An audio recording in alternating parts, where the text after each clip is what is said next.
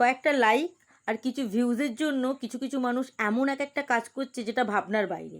এরকমই একটা ঘটনা উত্তরপ্রদেশের লাল গোপালগঞ্জের এক ইউটিউবার যা ঘটালেন, যেটা ভাবলে বা শুনলে বা দেখলে আপনারা অবাক হয়ে যাবেন। জানা গিয়েছে ওই ইউটিউবারের নাম গুলজার শেখ। গুলজারের একটা ভিডিও এখন খুব ভাইরাল।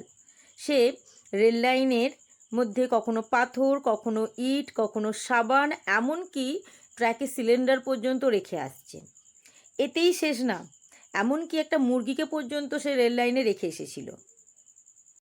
এখানেই শেষ নয়, এমনকি একটা সাইকেল পর্যন্ত সে রেল লাইনে ট্যাকে বেঁধে রাখেন।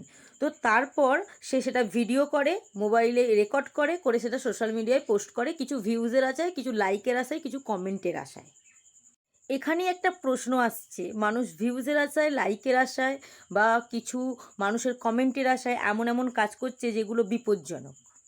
এরকম অনেক কাজ আগেও করতে দেখা গিয়েছে বিপজ্জনক। কেউ রেল লাইনের ধারে দাঁড়িয়ে আছে, বিপজ্জনকভাবে ঝাঁপ দিচ্ছে জলের মধ্যে, বাঁচবে কি মরবে সেটা ঠিক নিজেরাও জানছে না, কিন্তু কিছু ভিউজ বা কিছু লাইকের আশায় সোশ্যাল মিডিয়ায় এটা পোস্ট করার জন্য এত কিছু তারা করছে। এমনকি অ্যাক্সিডেন্ট হবে কি সেটার ভয় তাদের শরীরে নেই।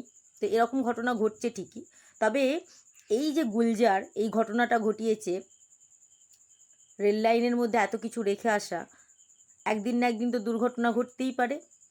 তো এতগুলো মানুষের জীবন নিয়ে কিন্তু কোনো কাজ করা উচিতই না। তো যাই হোক, এরকম দুর্ঘটনা যাতে না ঘটে, প্রত্যেকটা মানুষকে সাবধান হতে হবে যে এরকম কাজ যাতে না করা হয়, বা এরকম ভিডিও না করাই উচিত দুটো ভিউজ বা কিছু কমেন্টের আশায় বা কিছু লাইকের আশায়।